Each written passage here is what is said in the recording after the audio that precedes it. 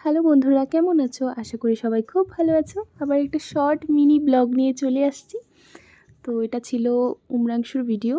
তো ছোট্ট একটা ক্লিপ ছিল, ভাবলাম তোমাদের সাথেও সেটা শেয়ার করি। তো দেখতেই পারছো, খুব খুব খুব সুন্দর জায়গা, তোমরাও চাইলে যেতে পারো সেখানে।